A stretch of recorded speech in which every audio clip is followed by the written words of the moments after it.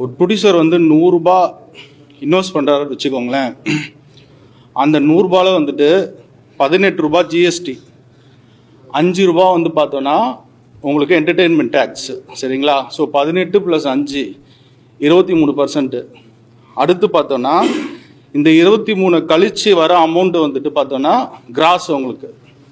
அந்த கிராஸில் வந்துட்டு 50% வந்துட்டு தேட்டருக்கு போயிடுது. அந்த 50% தேட்டர் போயிடுச்சு. ஸோ 23 + 50 நீங்கள் போட்டிங்கன்னா எவ்வளோ வருது? 73 வருதுங்களா? அதுக்கப்புறம் பார்த்தோன்னா மிச்சம் இருக்கிற அமௌண்ட்டு தான் வந்துட்டு ப்ரொடியூசருக்கு வருது. ஸோ ஒரு ப்ரொடியூசர் வந்து 100 ரூபாய் இன்வெஸ்ட் பண்ணுறாருன்னா ஆல்மோஸ்ட் வந்து ஒரு 73-75% வந்துட்டு வெளியில் இருக்கிறவங்க தான் சம்பாதிக்கிறாங்களே தவிர ஒரு 20-25% தான் வந்துட்டு ப்ரொடியூசர் கைக்கு வந்துட்டு இந்த அமௌண்ட் வருது. இன்றைக்கி வந்துட்டு சினிமா வந்துட்டு இந்த நிலைமையில் இருக்குது.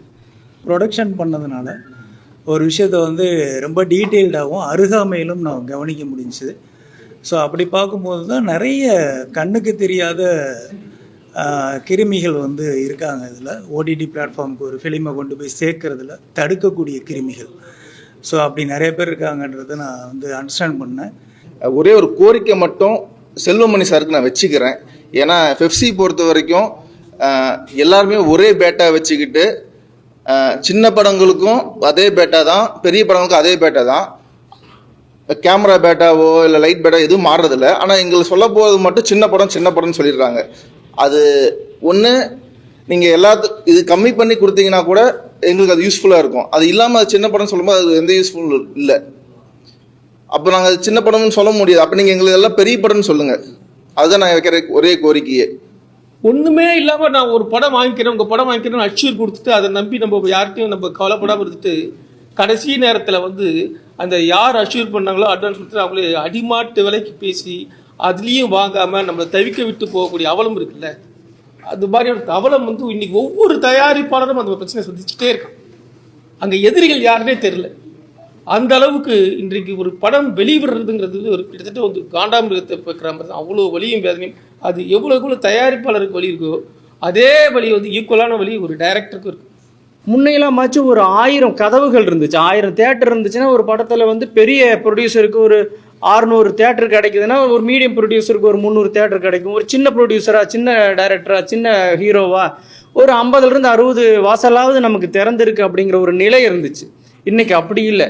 ஒரு படம் எங்கே இருக்குன்னா ஒரு 4 கதவுகள் தான் நமக்கு வந்து அந்த படத்தோட வாழ்க்கையை தீர்மானிக்கிறதா இருக்குது. அந்த முன்னணியில் இருக்கக்கூடிய ஓடிடிகள் தான். இந்த Amazon, Netflix, Hotstar, Zee Tamil, Aha, இப்படி ஒரு 5-6 கதவுகள் மட்டும் தீர்மானித்தா மட்டும்தான் அந்த படத்துக்கு உயிர் கொடுக்கவே முடியும். ஒரு 5-6 தலைமை தான். அந்த ஒரு சிஓவோ அந்த வந்து அந்த இருக்கிற டீமில் இருக்கிறவங்க ஒரு 4-5 பேர் வந்து ஓகே அந்த படத்தை எடுக்கலாம்னு நினச்சா அந்த படத்துக்கு ஒரு லைஃப் இருக்குது. இல்லைன்னா அந்த படம் வந்ததே தெரியாது. அப்படிங்கிற ஒரு 4 பேர்த்தோட தீர்மானம் தான் வந்து இன்னைக்கு தமிழ் சினிமாவே முடிவெடுக்கக்கூடிய ஒரு சூழ்நிலையில் இருக்குது. அப்படிங்கும் பொழுது தான் நான் வந்து பின்னாடி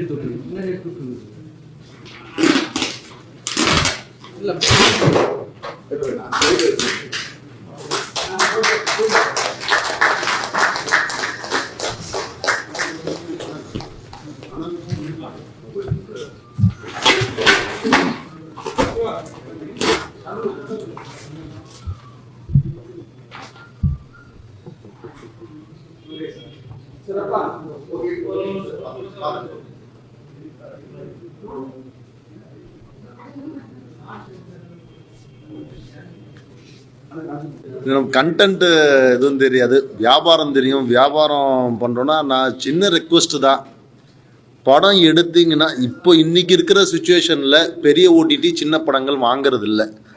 அதனால் சின்ன படங்கள் எடுத்தீங்கன்னா அங்கே போயிட்டு டைம் வேஸ்ட் பண்ண வேண்டாம்.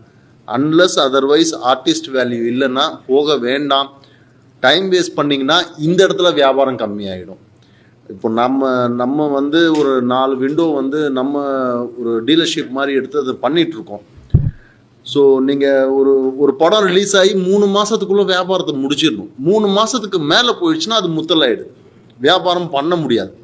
இதுதான் இன்றைக்கி இருக்கிற சுச்சுவேஷன்.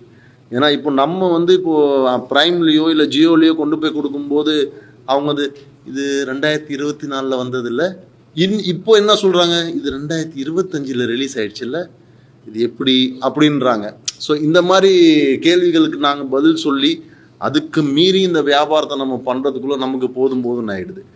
இன்னைக்கு இருக்கிற சுச்சுவேஷனு சின்ன படங்கள் நிறைய எடுக்கணும், ஆனால் அது சீக்கிரம் வியாபாரம் பண்ணணும். அது வச்சுட்டே இருந்தீங்கன்னா அடுத்தடுத்த ட்ரெண்டு மாறிட்டே இருக்கு, மறுபடியும் அதை கொண்டு போய் விற்க முடியறதில்ல. அது ஒரு பெரிய ஒரு விஷயமாவே இருக்கு. பெரிய ஆர்டிஸ்டா நீங்கள் போய் அப்ரோச் பண்ணுங்க, வேணான்னு சொல்லல.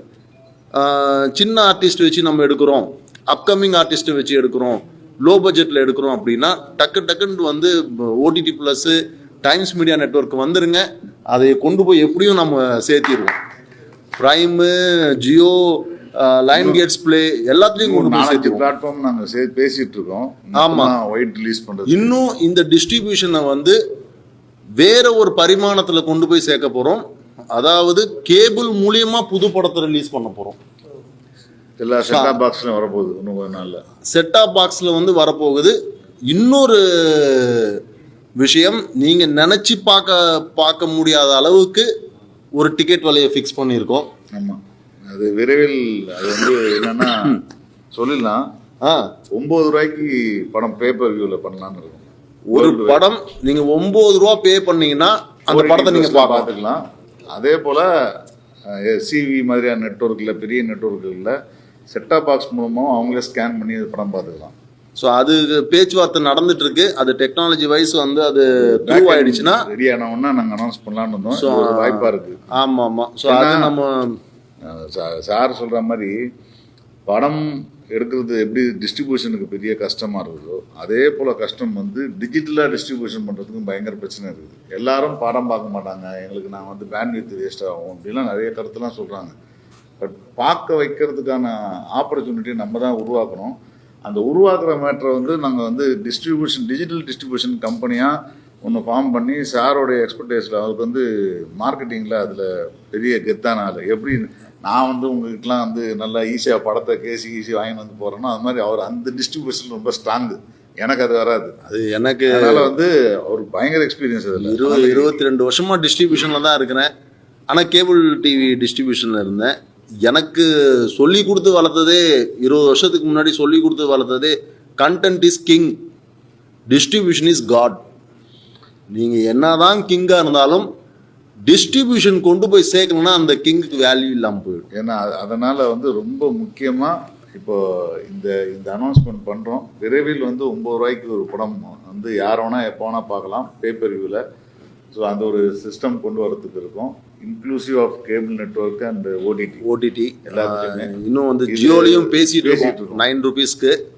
ஸோ ஜியோலெல்லாம் 9 ரூபீஸ்க்கு அவங்க ஒத்துக்கிட்டாங்கன்னா it will be quantity business, quality business விட குவான்டிட்டி. மில்லியன்ஸ் ஆஃப் சப்ஸ்கிரைபர் இருக்காங்க, அத்தனை பேருக்கு அந்த படம் இருக்கும். யார் வேணாலும் அத்தனை மில்லியனில் 1% பார்த்தா கூட அது பெரிய ஒரு டீ விலையை விட கம்மி விலையில வந்து நம்ம படத்தை கொண்டு போய் சேர்க்கணும் அப்படின்றது தான் என்னுடைய மோட்டிவ். இப்போ 9 ரூபீ ஒரு டீ இன்னைக்கு 12 ரூபா 15 ரூபா ஆயிடுச்சு. அதை விட கம்மி 9 ரூபாயில ஒரு படத்தை கொண்டு போய் சேர்க்கணும் அப்படின்னா ஒரு ஜியோ மாதிரி ஒரு பிளாட்ஃபார்மில் நம்ம போய் பேசிகிட்டு இருக்கோம். அது அவங்க ஓகே சொல்லிட்டாங்கன்னா அது 1 லட்சம் பேர் பார்த்தா கூட 9 லட்ச ரூபா சார். அது ஒரு பெரிய விஷயம். இப்போ 30 லட்ச ரூபா இந்த படம் எடுத்திருக்காங்க அப்படின்னா ஒரே நாளில் வந்து நம்ம வந்து அது 9 லட்ச ரூபா அது வந்துடுதுன்னா அது ஒரு பெரிய விஷயம்.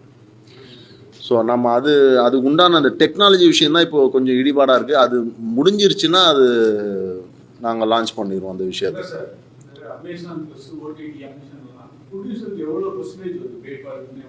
Depend sir. நான் அதான் சொன்னேன். நான் 3 மாசத்துக்குள்ள தியேட்டர் ரிலீஸ் ஆகி 3 மாசத்துக்குள்ள நீங்க எடுத்துட்டு போனீங்கன்னா அமேசான் பிரைம் ஒரு வேலை தரான்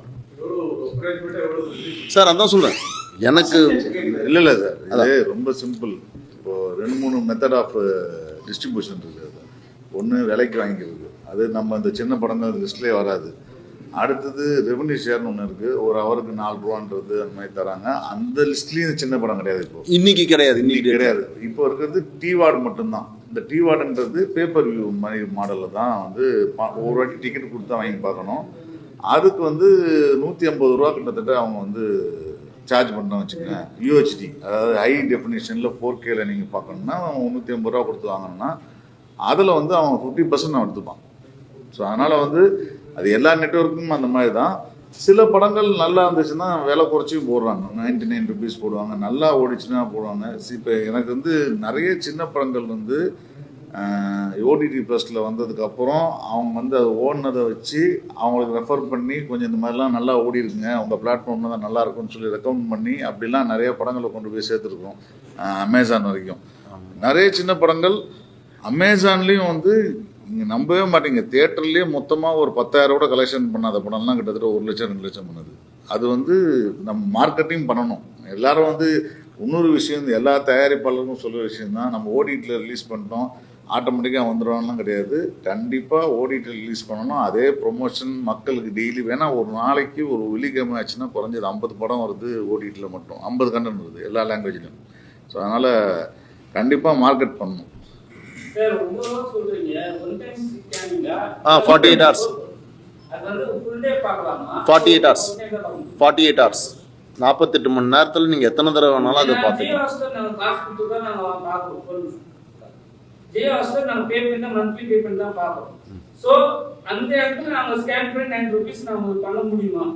இல்ல இது ஜியோ ஹாட்ஸ்டார் இதுக்கு ஒத்துக்கல. ஆமா இல்ல ஹாட்ஸ்டார்ல நாங்க பேசல சார், ஜியோல பேசலாம். ஹாட்ஸ்டார் வேற ஜியோ வேற. ஆமா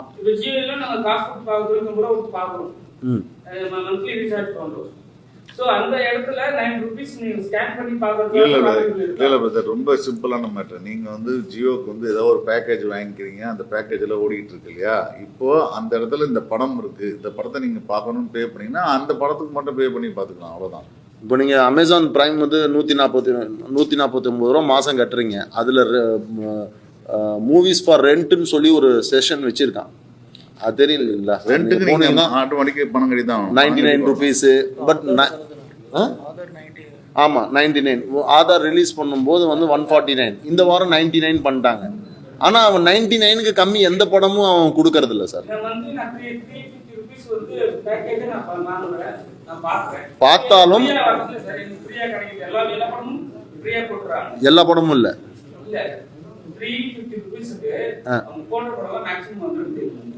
சரிங்களா, நீங்க வந்து ஸ்கேன் பண்ணி பார்க்கணும்னு சொல்லி மென்ஷன் பண்றீங்களே, அந்த படமும் ஏன் அந்த ஆட் பண்ண முடியாது? இல்ல சார், இது இப்போ நீங்க ஒரு கம்பெனி வச்சு பேசுறீங்க. நான் அதனால தான் சொல்றோம் டிஜிட்டல் டிஸ்ட்ரிபியூஷன் கம்பெனின்னு சொல்றதுன்னா, ஓடிடி பிளஸ்ல அந்த படத்தை நீங்க வந்து ஒரு மாசத்துக்கு 29 ரூபா கட்டினா நீங்க எந்த படத்தாலும் பார்த்துக்கலாம். இதுல ரிலீஸ் பண்றதுல எங்களுடைய கம்பெனி எல்லா சின்ன படத்துக்கும் ஏன் 29 ரூபா வச்சிருக்கோன்றது காரணம் என்னன்னா, 29 ரூபா கொடுத்து ஆக்சஸ் பண்ணுறதுக்கு ஈஸியாக இருக்கணும், எல்லா சின்ன படத்தையும் பார்க்கணுன்றதுக்காக.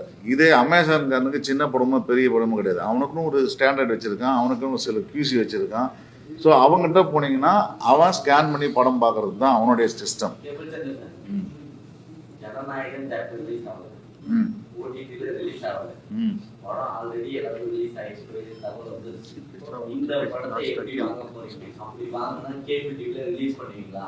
நான் ஏன் கேபிள் டிவி யூஸ் பண்ணுவேன், என் கம்பெனி கிடையாது அது sir. Second thing, CBFC certificate இல்லாம நாங்க எந்த படத்தையும் தொடறதில்ல, அது வெரி கிளியர். ஏன்னா அது பெரிய பிளாட்ஃபார்ம்ஸ் எல்லாத்துக்கும் கன்ஃபார்ம் தான். ஏன்னா அவங்க சிபிஎஃப்சி சர்டிபிகேட் இல்லாம அவங்க எந்த படத்தையும் அமேசான் பிரைம் ஆகட்டும் ஜியோ ஆகட்டும், ஏன்னா அது நாளைக்கு கருத்து ஏதாவது தப்பா இருந்துச்சுன்னு வச்சுங்களேன், எந்த பிளாட்ஃபார்ம்ல ரிலீஸ் பண்றோமோ அவங்க மேலதான் கேஸ் போடுவாங்க. ஃபர்ஸ்ட் கேஸ் ஓடிடி நாங்க தான் போய் நிக்கணும். ஓடிடி பிளஸ் சென்சார் இல்லாம பண்ற படங்கள் பார்க்கறானா படம் பார்த்துட்டு தான் படம் பார்க்கணும். ஏன்னா ஏதாவது ஒரு வார்த்தை, ஏதாவது ஒரு பெண்கள் பத்தியோ இல்ல ஜாதி பத்தியோ இல்ல ஏதோ ஒரு வார்த்தை தப்பா சொல்லிட்டாங்கன்னு வச்சுங்களேன், மொதல் கேஸ் நோட்டீஸ் இங்க தான் வரும், நாங்க தான் போய் நிக்கணும். டைரக்டர் நாங்க தேடணும், ப்ரொடியூசரை தேடணும். அதுக்கப்புறம் அதனால CBFC certificate must. CBSE certificate இருந்துச்சுன்னா பெரிய படங்கள் எங்க கிட்ட வரமாட்டாங்க சார், ஓப்பனா சொல்றேன். நாங்களும் அங்க போக மாட்டோம் சார். ஆமா சார், கேள்வி பதில நம்ம அப்புறம் வச்சுக்கோங்க, இன்னும் 2 பேர் பேசணுமா?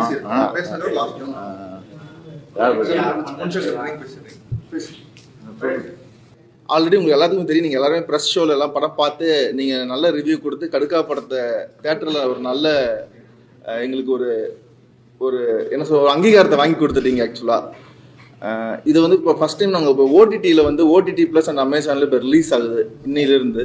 ஸோ அந்த தொடர்ந்து ப்ரெஸ் அண்ட் மீடியா பீப்புள் கொடுத்த ஆதரவுனால தான் எங்களுக்கு தேட்டரில் மக்கள்கிட்ட முடிஞ்ச அளவுக்கு ரீச் பண்ணோம். அதே மாதிரி இந்த டைம் ஓடிடி ப்ளஸும் இப்போ அமேசான்லேயும் ரிலீஸ் ஆக போகுது. இன்னும் இந்த படத்தை ஏன் நாங்கள் ரீச் பண்ண ஆசைப்படனா, இந்த இதில் இருக்கிற கருத்துக்கள், பெண் கல்வி பற்றியும் பெண்களுக்கு ஏற்படுற ஒரு சமூக சிக்கல்களை இது எப்படியெல்லாம் சரி பண்ணலாம் அப்படிங்கிறதுக்கான ஒரு கருத்து இந்த மெசேஜில் இருக்குது. உங்கள் எல்லாத்துக்கும் ஆல்ரெடி தெரியும், இது வந்து ஒரு கமர்ஷியல் படம் தான். பட் ஸ்டில் நீங்கள் எல்லாரும் கொடுக்குற சப்போர்ட்டில் தான் அடுத்தடுத்து இன்னும் மக்கள்கிட்ட ரீச் பண்ணோம். ஓடிடியில் தியேட்டரில் ஹிட் ஆகாத படங்கள் கூட ஓடிடியில் நிறைய ஹிட் ஆகி அடுத்தடுத்த படங்கள் தொடர்ந்து அந்த டீம் பண்ணுறதுக்கு வழிவகுத்து இருக்குது. ஸோ உங்கள் சப்போர்ட்டை கொடுக்கறதுக்காக சுப்பிரமணிய சிவானந்த்லேருந்து ஆதியன் பாலர் சார்லேருந்து சீஃப் எல்லாருமே வந்திருக்காங்க. ஒவ்வொருத்தராக தனித்தனியாக பேசுவாங்க. ஒரு போஸ்டரும் எனக்கு அதனால புதுசாக ரிலீஸ் பண்ண போகிறோம். நீங்கள் ஃபஸ்ட்டு ஸ்டார்ட் பண்ணிட்டு. அனைவருக்கும் வணக்கம். எனக்கு வந்து ஒரு 2 வருஷத்துக்கு முன்னாடி விஜய் கௌரிஷும் நம்ம முருகதாஸும் வந்து ஒரு ஸ்கிரிப்டே என்கிட்ட கொடுத்து படிக்க சொன்னாங்க. நான் படிச்சுட்டு என்ன சொன்னேன், எப்போதும் போல் நான் சரவணமனுக்கு வர சொல்லி காப்பியெல்லாம் வாங்கி கொடுத்துட்டு எனக்கு தோணுன சில விஷயங்களை சொன்னேன் இதெல்லாம் இருந்தால் நல்லாயிருக்கும்ன்ட்டு. ஏன்னா அது வந்து ஒரு பெண் கல்வியை பற்றி இருந்தது. நான் எப்போதுமே என்ன சொல்லுவேன்னா, ஒரு ஆண் படித்தால் ஒரு குடும்பம் நல்லாயிருக்கும், ஒரு பெண் படித்தால் வந்து அவங்க 7 தலைமுறை நல்லாயிருக்கும், சமூகமே நல்லாயிருக்கும். அதனால் பெண் கல்வி என்பது சமுதாயத்திற்கு ஒரு மாபெரும் மறுமலர்ச்சி ஏற்படுத்துகிற ஒரு விஷயம். அதை வந்து இவங்க அதில் சொல்லியிருந்தாங்க. அடுத்தது இவங்கள்ட்ட திட்டமிடல் இருந்தது. எப்போதுமே என்னென்னு கேட்டிங்கன்னா, ஒரு தொழில் வந்து ஏன் வந்து ஒரு தொழில் முடக்குறதுன்னா, திட்டமிடாததால் நிறையா செலவாகிறதால அவங்க ரிட்டர்ன் எடுக்க முடியாது. அப்போ வந்து ஒரு தொழில் வந்து கரெக்டாக இருக்கணும்னா, இப்பயே பார்த்தீங்கன்னா நிறையா வந்து சின்ன படங்கள் எடுக்கிறாங்க, அவங்க கிராஃப்ட்லேயே இல்லை, ஒரு கிராஃபே தெரியாமல் வந்து எடுக்கிறாங்க. அதுக்கு ஒரு ப்ரொடியூசர் இருக்காங்க, அதுக்கு வந்து ஒரு டைரக்டரு, ஒரு ஹீரோன்னு பண்ணி கிராஃபே இல்லாமல் நீங்கள் பார்த்தீங்கன்னா ஒரு 200-300 படம் ரிலீஸ் ஆகாமே இருக்கும். அல்லது வாரத்துக்கு ஒரு வெள்ளிக்கிழமை ஒரு 10 படம் ரிலீஸ் ஆகுதுன்னு வச்சுங்களேன். அதில் ஒரு 5 படம் 6 படம் சின்ன படம்னுவாங்க. ஆனால் ப்ரெஸ் பேப்பரில் உங்களுக்கே தெரியும் அது கிராஃப்லேயே இருக்காது. ரொம்ப நம்மளுக்கு வருத்தமாக இருக்கும். ஏடா இந்த பணத்தை போட்டு இப்படி வெற்றி தோல்வி விடுங்க, ஆனால் இவன் வந்து சரியாக எடுத்திருக்கான் இதை அப்படின்றது கூட இருக்காத, ரொம்ப நம்மளுக்கு சங்கடமாக இருக்கும். அதை வேறு நம்மள்ட்ட போட்டு காமிச்சிட்டு வேறு இதை போஸ்ட் ரிலீஸ் பண்ணுறதுக்கு யாராவது இருக்காங்களா சார் அப்படின்வாங்க. ரொம்ப நம்மளுக்கு சங்கடமாக இருக்கும். அப்போ எடுக்கிறதுக்கு முன்னாடியே இதை வந்து திட்டமிடலோடு கரெக்டாக பண்ணணும். அதில் வந்து கடுக்கா வந்து எனக்கு ரொம்ப திட்டமிடலோடு இருந்தது. குறிப்பாக இது வந்து ஒரு 30 லட்ச ரூபாவில் ஒரு படத்தை எடுத்துட்டாங்க பசங்க. இது வந்து சாதாரண விஷயம் கிடையாது. ஏன்னா ஒரு நாளைக்கு இன்றைக்கி வந்து ஷூட்டிங் சும்மா போனாலேங்க குறைந்தபட்சங்க எனக்கு தெரிஞ்சு ஒரு சின்ன படம்ன்றது 3 லட்ச ரூபா ஆகிடுதுங்க. ஒரு நாளைக்கு 3 லட்ச ரூபா எல்லாமே நீங்கள் ஷூட்டிங்கே சின்ன படம் பண்ண முடியாது.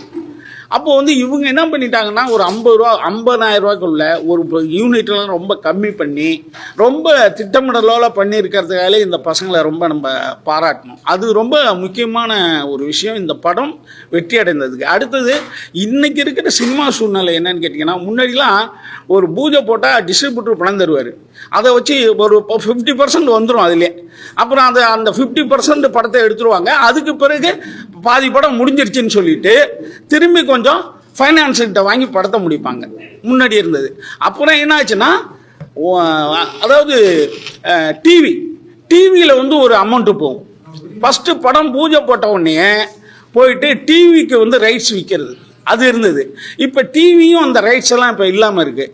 அப்போ அதுக்கு பிறகு குறிப்பாக நம்ம கொரோனா டைமில் ஓடிடி பயங்கர பூமாச்சு.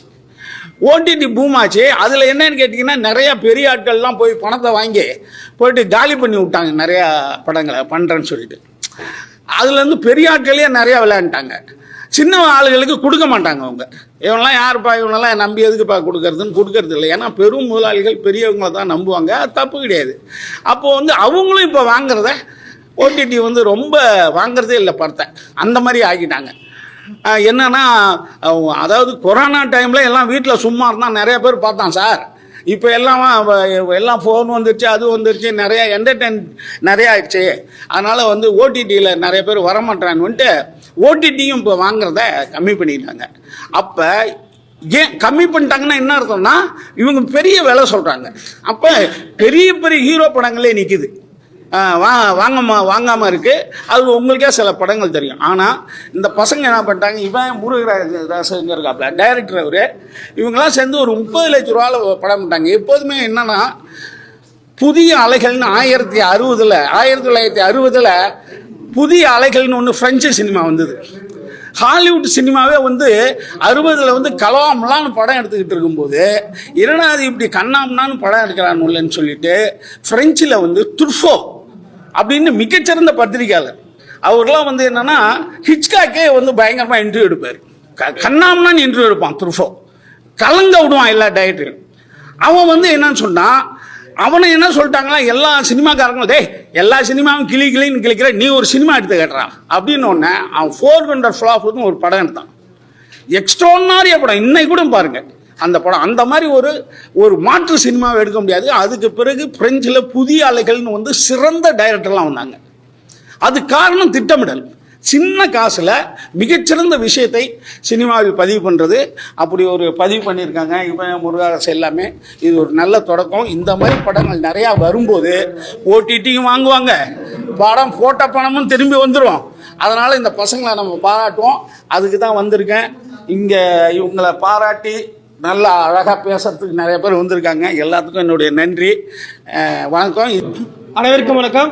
நான் அதேன் பால பேசுகிறேன். இன்றைக்கி நம்ம ரொம்ப வித்தியாசமான இடத்துல சந்திச்சிருக்கோம். வழக்கமாக நம்ம சந்திக்கிற இடங்கள் தாண்டி இது மாதிரி ஒரு புதுமையான இடத்துல சந்திச்சிருக்கோம். இன்றைக்கி நம்ம வெளியிட்டிருக்க இந்த கடுக்கா திரைப்படம் ஏற்கனவே ஒரு வருஷத்துக்கு முன்னாடி வந்து தியேட்டரில் ரிலீஸ் ஆச்சு. இப்போ 2வது பிரசவம் தான் சொன்னோம். ஒவ்வொரு படமும் வந்து என்கிட்ட கேட்டாங்க ஒரு படம் ரிலீஸ் பண்ணுறது எப்படின்னு. இன்றைக்கி வந்து ஒரு படம் ரிலீஸ் பண்ணுறதுன்றதுன்னா அதை பற்றி சுருக்கமாக சொன்னால் அது வந்து ஒரு காண்டாமிருகத்தை பிரசவிக்கிற மாதிரி தான். ஏன்னா ஒரு காண்டாமிருகத்தை பிரசவிக்கும் போது எவ்வளோ வலி எவ்வளோ வேதனை இருக்கும் ஒரு மனுஷனுக்கு, அதுக்கு ஈக்குவலான வலி வந்து ஒரு திரைப்படத்தை வெளியிடல இருக்குது அப்படிங்கிறத நான் வந்து என்னுடைய திரைப்பட வெளியீட்டின் போது உணர்ந்தேன். நான் கூட எல்லோரும் நினச்சேன், எல்லோரும் சொல்லுவாங்க படம் எடுக்கிறது ஈஸி, ரிலீஸ் பண்ணுறது கஷ்டம்னு சொல்லுவாங்க. சமீபமாக அந்த பார்த்த எல்லாருமே சொல்லுவாங்க.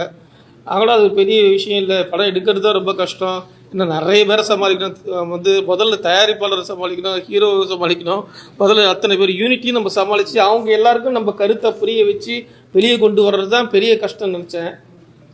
அதனால் வந்து எனக்கு வெளியிடுறது பெரிய விஷயம் இல்லையே, அதை விட பெரிய கஷ்டம் ஒன்று இருக்கக்கூடாது இல்லை அப்படின்னு நினச்சேன் நான். ஆனால் வந்து என்னுடைய படம் வெளியிட்டும் போது நான் நினச்சேன், அப்போ தான் தெரிய வந்தது எனக்கு இருக்கிறதுலே பெரிய கஷ்டம் வந்து படத்தை வெளியிடுறது தான். அதுதான் மிகப்பெரிய வந்து சவாலாக இருந்தது. ஆனால் அது என்ன, நமக்கு படம் ரிலீஸ் அப்போ படம் உருவாக்கும் போது இருக்கக்கூடிய பிரச்சனைகள் என்னென்னு கண்ணுக்கு தெரியும், யார் ஆளுன்னு தெரியும், நம்ம யாரோட சண்டை போடுறோன்னு தெரியும். ஆனால் ஒரு படம் வெளியே வர போகுது நமக்கு யார் யாரோட சண்டை போடுறோம் நமக்கு தெரியவே தெரியாது, எங்கேருந்து பிரச்சனை வருதுன்னு தெரியவே தெரியாது, எந்த ரூபத்தில் வருதுன்னு தெரியாது. உண்மையிலே நீங்கள் ஒருத்தர்கிட்ட போய் கேட்டிங்கன்னா ஒரு திகிலூட்டும் கதையை விட பயங்கரமான கதைகள்லாம் வந்து ஒரு ரிலீஸில் இருக்குது. ரொம்ப ஒரு நண்பரை கிட்ட வந்து அவர் சொல்கிற கதை ரொம்ப ரொம்ப ஆச்சரியமாக இருக்குது. ஒன்றுமே இல்லாமல் நான் ஒரு படம் வாங்கிக்கிறேன், உங்கள் படம் வாங்கிக்கிறேன்னு அச்சீர் கொடுத்துட்டு அதை நம்பி நம்ம யார்கிட்டையும் நம்ம கவலைப்படாமல் இருந்துட்டு கடைசி நேரத்தில் வந்து அந்த யார் அச்சீர் பண்ணாங்களோ அட்வான்ஸ் கொடுத்துட்டு அவங்களே அடிமாட்டு விலைக்கு பேசி அதுலேயும் வாங்காமல் நம்ம தவிக்க விட்டு போகக்கூடிய அவலம் இருக்குல்ல, அது மாதிரியான அவலம் வந்து இன்னைக்கு ஒவ்வொரு தயாரிப்பாளரும் அந்த பிரச்சனை சந்திச்சுட்டே இருக்கான். அங்கே எதிரிகள் யாருன்னே தெரியல. அந்த அளவுக்கு இன்றைக்கு ஒரு படம் வெளிவிடுறதுங்கிறது ஒரு கிட்டத்தட்ட வந்து காண்டாமிருகத்தை பார்க்குற மாதிரி தான். அவ்வளோ வலியும் வேதனையும். அது எவ்வளோ தயாரிப்பாளருக்கு வலி இருக்கோ அதே வலி வந்து ஈக்குவலான வலி ஒரு டைரக்டருக்கு இருக்கும். அப்படிப்பட்ட 2வது பிரசவமாக இன்றைக்கி வந்து கடுக்கா ரிலீஸ் ஆகுது. இந்த படம் வந்து ஒரு முருகதாஸ் தம்பி வந்து ரொம்ப அருமையான தம்பி. இவரை எனக்கு படம் ரிலீஸ் அப்போ எனக்கு விஜய் கௌரிஷ் தான் எனக்கு பழக்கம். அவர் தான் படம் ரிலீஸுக்கு வந்து நீங்கள் வந்து கண்டிப்பாக அவசியம் வந்து படம் பார்க்கணும்னு என்கிட்ட வந்து என்னை வந்து நேராக சந்திச்சு அப்போ ரிக்வஸ்ட் பண்ணார். ரொம்ப சின்ன பையனாக இருக்கார், ஒரு கதாநாயகன் வந்து வெறும் படத்தில் மட்டும் எடுக்கிறது இல்லாமல் படத்தை ரிலீஸ் பண்ணுறதுக்கு அவ்வளோ மெனக்கட்டுறாரு. அப்படி ஒவ்வொருத்தரையும் சந்திச்சு அவ்வளோ இது பண்ணுறாரு. இவர் நிச்சயம் கண்டிப்பாக ஒரு நாள் வந்து நிச்சயம் வருவார் அப்படின்ற ஒரு நம்பிக்கை அன்றைக்கி ஏற்படுத்தினார். சில நாட்களுக்கு முன்னாடி ஒரு இயக்குனர் வந்து இப்போ தான் நான் சந்தித்தேன், படம் ரிலீஸ் அப்போ சந்திக்க முடியல. அவர் என்ன வேறு விஷயம் சந்திச்சிருக்காரு. அவர் என்னுடைய சிறுகதை ஒன்று படிச்சுட்டு அடுத்த படத்துக்கான அந்த கதைக்கான ரைட்ஸ்க்காக வந்து காலச்சோடில் வந்து 20 வருஷத்துக்கு முன்னாடி இந்த கதையை படிச்சுட்டு அப்போது அடுத்த படம் அதை வச்சு பண்ண போகிறேன் அப்படின்னு சொல்லிட்டு வந்து அப்போ தான் எனக்கு பழக்கம் பண்ணார். ரொம்ப அற்புதமான, எந்த அனுபவம் இல்லாமல் எந்த இயக்குநர்கிட்டையும் ஒர்க் பண்ணாமல் 15 வருஷமாக காத்திருந்து பல்வேறு வேலைகளை செஞ்சுக்கிட்டு கடைசியாக இந்த முதல் படத்தை ரொம்ப குறைந்த பட்ஜெட்டில் எடுத்திருக்காருன்றது ரொம்ப ஆச்சரியமான விஷயம். ஒரு நல்ல ஒரு அருமையான காதல் கதையை வந்து எடுத்து ஒரு இன்னைக்கு கொண்டு வந்திருக்காரு. இன்றைக்கி 2வது பிரவசமும் இன்றைக்கி சுகமாக உங்கள் முன்னாடி நடைபெறுது. இந்த ஓடிடி ப்ளஸில் வந்து இந்த வரப்போகிற நீங்கள் எல்லாரும் ஒத்துழைக்கும். இன்றைக்கு வந்து மிக மிக முக்கியமான ரோல் யாருக்கு இருக்குன்னா அது உங்ககிட்ட தான் இருக்குது. ஒரு படத்தை வந்து ஓட வைக்கக்கூடிய ஏன்னா இன்றைக்கு வந்து படம் ஓடுற படம் எல்லாமே நல்ல படம்னு நான் சொல்லவே மாட்டேன். அது நல்ல படம் ஓடுதுன்றது பெரிய கேள்வியாக இருக்குது. எனக்கு நல்ல படம் வருதுன்றது தெரியாமையே ஆடியன்ஸ் தெரியாமையே போகக்கூடிய பலவிதமான ஒரு சம்பவங்கள் இருக்குது. அப்போது மிக மிக பொறுப்புணர்வு, அதிகமான பொறுப்புணர்வுன்னா உங்கள் ஒவ்வொருத்தர்கிட்டையும் இருக்குது. ஒரு ஆப்ரேஷன் ஒரு டாக்டர் கையில் கத்தி வச்சுருக்கக்கூடிய கூர்மையான கத்தி தான் நீங்கள் கையில் வச்சுருக்கீங்க. அப்போது உங்களுக்கு என்னதான் இருந்தாலும் உங்களுடைய கருத்து, தனிப்பட்ட கருத்து, அது எது வேணாலும் இருக்கலாம். ஆனால் இந்த தனிப்பட்ட கருத்தை எப்படியாவது நீங்கள் பதிய வச்சிருங்க தயவு செஞ்சு. வேறு யாருக்காகவோ எதுக்காகவோ சமரசம் செஞ்சிடாது. உங்களுக்கு இப்போ ஒரு படம் பிடிச்சிருந்தா அதை நீங்கள் உறக்க சொல்லுங்கள். நீங்கள் அது ஏதாவது ஒரு இடத்துல வந்து அந்த படத்தை வலியுறுத்துறதுக்காக உங்களுடைய தனிப்பட்ட மனசாட்சியோட நீங்கள் உங்களுடைய குரலை உயர்த்தி நீங்கள் பிடிக்கணும். ஏதாவது ஒரு விமர்சனத்தில் ஏதாவது ஒரு இடத்துல வந்து பிடிக்கணும். ஏன்னா இந்த காலகட்டத்தின் தேவையாக இருக்கிறது. ஏன்னா 20 வருஷத்துக்கு முன்னாடி இந்த தமிழ் சினிமா வந்து எவ்வளோ உயரத்தில் இருந்ததுன்றது நம்ம எல்லாருக்கும் தெரியும். எத்தனை இயக்குநர்கள், எத்தனை சிறந்த திரைப்படங்கள் வந்துச்சு இருந்தது. ஒரு பருத்தி வீரனோ, ஒரு அங்காடி தெருவு, அது மாதிரி வந்து ஒரு ஆடுகளமோ, எவ்வளோ அருமையான படங்கள் எவ்வளோ வந்துருது. ஆனால் வந்து இன்னைக்கு சமீபத்தில் பார்க்கணும்னா தமிழ் சினிமாவுடைய உயரம்ன்றது மிகப்பெரிய கேள்விக்குறியாக இருக்குது. நல்ல டைரக்டர் மனசு திறந்து நம்ம சமீபத்தில் சொல்லக்கூடிய டைரக்டர் ஓடுற படங்கள், நல்ல படங்கள் ஓடுது. ஆனால் நல்ல டைரக்டர் படம் தமிழ் சினிமாவுக்கு மரியாதை தரக்கூடிய படங்கள், தமிழ் சினிமாவை உயர்ச்சி பிடிக்கக்கூடிய படங்கள் ஏதாவது வந்திருக்கான்னு மனசாட்சி தொட்டு பாருங்க. இன்றைக்கு தமிழ் சினிமா வந்து கன்னட படங்களோ, கேரளா படங்களோ அல்லது இந்தி படங்களோ ஓடுற அளவுக்கு கூட வந்து இந்தி படம் இதே குறைய வந்து 3 வருஷத்துக்கு முன்னாடி செஞ்சுது. ஆனால் இன்றைக்கி அதே இந்தி படத்துடைய சூழ்நிலை தான் தமிழ் சினிமாவுக்கு இருக்குது. இன்றைக்கி ஓடுற படங்கள் எல்லாம் ஓடுது. ஆனால் ஏன் காரணம், அதுக்கு முக்கியமான காரணம் வந்து இன்றைக்கு பார்வையாளர்கள் வந்து செட் ஆஃப் மாறிட்டாங்க. எல்லாரும் வந்து யாரெல்லாம் மொபைல் பார்க்குறாங்களோ, அதிகமாக மொபைல் பார்க்குறாங்க வந்து பார்த்திங்கன்னா 5 கரெக்டாக வந்து 10 வயசுலேருந்து 20-25 வயசுக்குள்ள இருக்கிற பசங்க தான் வந்து பார்க்குறாங்க. அவங்க பக்கம் சினிமா மெல்ல மாறுது. அவங்களுடைய ரசனை கட்டுற மாதிரி சினிமா மாறிக்கிட்டே இருக்குது. இப்படி மாறிட்டு படம் கண்டிப்பாக தரணும். ஏன்னா அவங்களுக்கு தரம் தெரியாது. அவங்க படம் வந்து தன்னுடைய வாழ்க்கையை பற்றி வச்சு அந்த படத்தை நல்லா இருக்குன்றாங்க. அப்போ அவங்களுக்கு கற்றுக் கொடுக்க வேண்டியது, அவங்களுக்கு நல்ல விஷயங்களை எது சரி எது இல்லைன்னு சொல்லிக் கொடுக்க வேண்டிய கடமை வந்து எல்லாருக்கும் இருக்குது. இது ஓடுற படத்தால் நல்ல படம், இது நல்லா இருக்குன்றதால நல்ல படம் அப்படின்றது வச்சுக்கோங்க. தமிழ் அவங்களுக்கு விதைகளாக சொல்ல வேண்டியது உங்களுடைய சொற்கள் மூலமாகவும், உங்களுடைய நீங்கள் சொல்லக்கூடிய விமர்சனங்கள் மூலமாகவும் அவங்களுக்கு நல்ல படம் எது சரியில்லை எது சரின்றது சொல்லிக் கொடுக்க வேண்டியது இந்த காலகட்டத்தின் கட்டாயம் வந்து உங்கள் எல்லாருக்கிட்டையும் இருக்குது. அந்த பொறுப்பு வந்து நீங்கள் எல்லாரும் செயல்படணும்னு நான் ஒரு எழுத்தாளர் இல்லை அன்பை வேண்டிக்கிறேன். நன்றி, வணக்கம். நன்றி அர்ஜுன் பாலா. இப்போ சங்ககிரி ராஜகுமார். வணக்கங்க. கடுக்கா மாதிரியான படம் தான். நானும் ஒரு படத்தை எடுத்துட்டு எந்த விதமான அறிமுகமும் இல்லாமல் இந்த சினிமாவுக்கு வரும்போது நீங்களும் இந்த தமிழ் சினிமாவும் கொண்டாடி அந்த படத்தை கொண்டு போய் மக்கள்கிட்ட சேர்த்து என்னை இன்னும் சினிமாவில் இருக்க வச்சிருக்கு அப்படின்னா முதல்ல வந்து பத்திரிகையாளர்கள் அந்த படத்தை கொண்டாடுறது தான் காரணம்.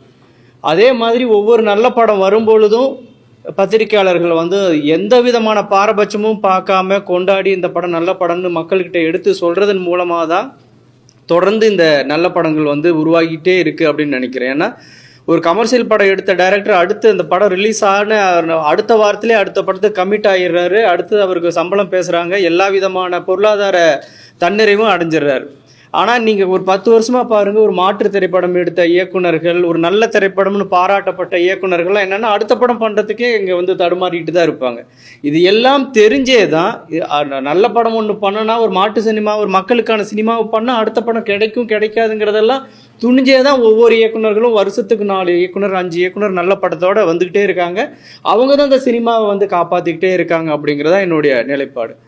அப்போ என்னென்னா நமக்கு அது வியாபாரம் எங்கே இருக்குது, திரையரங்கு என்னவா இருக்குது அப்படின்னு நம்ம பார்க்கும்போது தான் எல்லாருக்குமே ஒரு பிரச்சனை உருவாயிடுது. வந்து 2 நாளில் காணாமல் போயிடுச்சுன்னா அந்த திரைப்படங்கள் வந்து எடுத்து அவ்வளோ கஷ்டப்பட்டு ஒவ்வொரு ஷாட்டு ஒவ்வொரு டைலாக்கு அந்த ஆர்டிஸ்ட்டுக்கு அத்தனை ரீடேக் எடுத்து ஒரு சன்செட்டை எடுக்கிறதுக்கு விடிய காலம் எழுந்திரிச்சு போய் ஒவ்வொரு ஃப்ரேமையும் செதுக்கி கலர் கரெக்ஷனில் உட்காந்து அவ்வளோ உயிரை கொடுத்து வேலை செஞ்சாலும் 2 நாளில் அந்த படம் காணாமல் போயிடுது. அப்படிங்கும்போது அந்த இயக்குனருக்கு, அந்த படைப்பாளிக்கு, அந்த தயாரிப்பாளருக்கு இருக்கக்கூடிய அந்த வேதனை வந்து நம்ம சொல்லவே முடியாது. அப்போ என்னென்னா இன்றைக்கி காலகட்டத்தில் யார் கேட்டாலும் என் படம் ரிலீஸ் ஆகிடுச்சுன்னா எங்கே இருக்குது உங்கள் படம் எங்கே இருக்குதுன்னு கேட்குற ஒரு வார்த்தை உருவாயிடுச்சு. ஏன்னா அதுக்கு முன்னாடி தான் திரையரங்கில் வந்தாலே எல்லாருக்கும் தெரிஞ்சிடும் ஒரு படம் உருவாயிருக்கு அப்படின்னா அந்த படம் எல்லா இடத்துக்கும் போய் சேர்ந்துரும். ஏபிசி எல்லாம் போயிடும். செகண்ட் ரிலீஸ் இருந்துச்சு, ஒரு வருஷம் கழிச்சு ரிலீஸ் ஆனதெல்லாம் இருந்துச்சு. ஆனால் இன்னைக்கு அப்படி இல்லை. வந்து அந்த 2 நாளோட அது லைஃப் முடியுதுன்னா அது நம்ம தண்ணி மேலே கோலம் போடுற மாதிரி தான் ஆயிடுது. வருஷ கணக்கில் 2 வருஷம் 3 வருஷம் ஒரு தயாரிப்பாளரை தேடி 1 வருஷம் ப்ரொடக்ஷனில் இருந்து அதை கஷ்டப்பட்டு ரிலீஸுக்கு கொண்டு வந்து அந்த படம் 2 நாளில் வந்து அந்த படம் வந்தது தெரியாமல் போயிடுச்சு அப்படின்னா அது எவ்வளோ பெரிய வேதனை அப்படிங்கிறது தான் இன்னைக்கு நிலையாக இருக்குது. அப்போது முன்னையெல்லாமாச்சும் ஒரு 1000 கதவுகள் இருந்துச்சு, 1000 தேட்டர் இருந்துச்சுன்னா ஒரு படத்தில் வந்து பெரிய ப்ரொடியூசருக்கு ஒரு 600 தேட்டர் கிடைக்குதுன்னா ஒரு மீடியம் ப்ரொடியூசருக்கு ஒரு 300 தேட்டர் கிடைக்கும். ஒரு சின்ன ப்ரொடியூசரா, சின்ன டைரக்டரா, சின்ன ஹீரோவா ஒரு 50லேருந்து 60 வாசலாவது நமக்கு திறந்திருக்கு அப்படிங்கிற ஒரு நிலை இருந்துச்சு. இன்னைக்கு அப்படி இல்லை. ஒரு படம் எங்கே இருக்குன்னா ஒரு 4 கதவுகள் தான் நமக்கு வந்து அந்த படத்தோட வாழ்க்கையை தீர்மானிக்கிறதா இருக்குது. அந்த முன்னணியில் இருக்கக்கூடிய ஓடிடிகள் தான். இந்த Amazon, Netflix, Hotstar, Zee Tamil, Aha, இப்படி ஒரு 5-6 கதவுகள் மட்டும் தீர்மானிச்சா மட்டும்தான் அந்த படத்துக்கு உயிர் கொடுக்கவே முடியும். ஒரு 5-6 தலைமை தான். அந்த ஒரு சிஓவோ அந்த வந்து அந்த இருக்கிற டீமில் இருக்கிறவங்க ஒரு 4-5 பேர் வந்து ஓகே அந்த படத்தை எடுக்கலாம்னு நினச்சா அந்த படத்துக்கு ஒரு லைஃப் இருக்குது. இல்லைன்னா அந்த படம் வந்ததே தெரியாது. அப்படிங்கிற ஒரு 4 பேர்த்தோட தீர்மானம் தான் வந்து இன்னைக்கு தமிழ் சினிமாவே முடிவெடுக்கக்கூடிய ஒரு சூழ்நிலையில் இருக்குது. அப்படிங்கும் பொழுது தான் நான் வந்து இந்த மாதிரியான படத்துக்கெல்லாம் எங்கே லைஃப் கிடைக்குது அப்படிங்கிற நம்ம ஒரு இடத்துல நான் வந்து நிற்கும் போது தான் நான் வந்து இந்த ஓடிடி ப்ளஸ்ஸை ரொம்ப முக்கியமாக நான் வந்து கருதுகிறேன். இந்த கடுக்கா மாதிரியான உயிரை கொடுத்து எந்த விதமான அனுபவம் இல்லைன்னா கூட ஒரு ஒரு ஒரு படத்தை ஒரு வாழ்வியலை சொல்லிடணும்னு நினைக்கிறோம்ல. இன்டர்நேஷ்னல் படங்கள்லாம் அப்படி தான் வந்துச்சு. நான் வாழ்ந்த வாழ்க்கையை நான் பதிவு பண்ணுறது என்னோட கடமைன்னு ஒவ்வொரு படைப்பாளையும் வெளியில் வந்தான். அவன் ஒரு தாரக மந்திரம் மாதிரி ஒரு கோட் வேர்ட் சொல்கிறான். நீங்கள் ஃபெஸ்டிவலுக்கெல்லாம் போனால், கேன்ஸ் மாதிரியான ஃபெஸ்டிவலுக்கெல்லாம் போனால் மோர் ரூட்டட், மோர் இன்டர்நேஷ்னல்ங்கிறான். நீங்கள் வழக்கமான கமர்ஷியல் படத்தையே எடுக்கிறத தாண்டிட்டு என் வாழ்க்கையில் நான் பார்க்குற கதை இருக்குல்ல, அது யாருக்குமே தெரியாத கதை. இந்த டிஸ்கஷன் ரூம்லலாம் உட்காந்து நம்ம எழுதவே முடியாத கதை ஒன்று இருக்கும்ல, நான் பார்த்த கதை இருக்கும்ல, அதை கொண்டுக்கிட்டு வாங்கன்னு அவன் சொல்கிறான். அப்படி எடுக்கப்பட்ட படம் ஒன்று வந்திருக்கு அப்படின்னா அதுக்கு உண்மையிலே நான் இப்போ வரும்போது நான் சொன்னேன், இந்த ஓடிடி நிறுவனங்கள் இருக்குல்ல, அதெல்லாம் எங்கேயோ ஒரு மாய லோகத்தில் தான் இருக்குது. சாதாரண ஒரு தயாரிப்பாளரோ, இயக்குனரோ, ஒரு ஆர்டிஸ்டோ, ஒரு ப்ரொடக்ஷன் கம்பெனியோ போய் அவங்கள அணுகவே முடியாது. மெயில் அனுப்புவாங்க, மெயில் அந்த மெயிலை பார்ப்பாங்களா இல்லையான்னு கூட நமக்கு தெரியாது. அந்த 4 கம்பெனியும் எங்கே இருக்குதுன்னே கண்டுபிடிக்க முடியாது. இந்த மாதிரி சாதாரண தயாரிப்பாளர்கள் அதுக்கு ஒரு லாபி பண்ணணும், அதுக்கு பாம்பே வரைக்கும் போகிற கனெக்ஷன் இருக்கணும், கான்டாக்ட் இருக்கணும், அதுக்கு வந்து நீங்கள் எங்கெங்கெல்லாம் கமிஷன் கொடுக்கணும்னு தெரிஞ்சிருக்கணும். சினிமாவை தாண்டி வேற ஒரு பிஸ்னஸ் தெரிஞ்சவங்க மட்டும்தான் அந்த 4 கதவுகள் எங்கே இருக்குதுன்னே கண்டுபிடிக்க முடியும். அந்த கதவை உடைக்கிறதுக்கான சக்தி அது மிகப்பெரிய ஆயுதமாக இருக்கும், அது மிகப்பெரிய லாபியாக இருக்கும். அப்போது இந்த மாதிரி எங்கேயோ ஒரு நல்ல படத்தை எடுத்துகிட்டு வந்துட்டேன் அப்படின்னு சொன்னால் இந்த சல்லியர்களுக்கெல்லாம் அதுதான் நடந்துச்சு. எனக்கு தேட்டர் கிடைக்கலன்னு ஒருத்தர் ஒரு அபய குரல் எழுப்பும்போது உடனடியாக ஒருத்தர் வந்து என் கதவை திறந்து இதில் நீங்கள் வந்து போடுங்க அப்படின்னு சொல்கிறதுக்கு ஒருத்தர் இருக்காருன்னா அந்த இடத்துல தயவு செஞ்சு நம்ம கேபிள் சங்கர் வந்து நம்ம இதை பாராட்டி ஆகணும். அவருக்கு ஒரு நம்ம முடிஞ்ச ஒரு கைத்தட்டல் நம்ம கொடுத்தே ஆகணும்.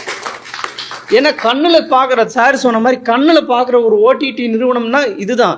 மற்றதெல்லாம் காற்றுல எங்கேயோ ஏதோ ஒரு ப்ரோக்ராமாக தான் இருக்கே ஒழிய நீங்கள் வந்து கண்ணில் பார்க்கலாம். சார் நல்ல படம் சார், கொஞ்சம் போய் ரெக்வஸ்ட் பண்ணலாம், ஆமாங்க நல்ல படம், இந்த படம் இல்லாமல் போயிருமே அப்படிங்கிற ஒரு பரிதவிப்பேன ஒரு நல்ல படங்களை தூக்கி விடக்கூடிய ஏதோ ஒரு வியாபாரி கிடையாது அவர் ஒரு இயக்குனர், படைப்பாளி.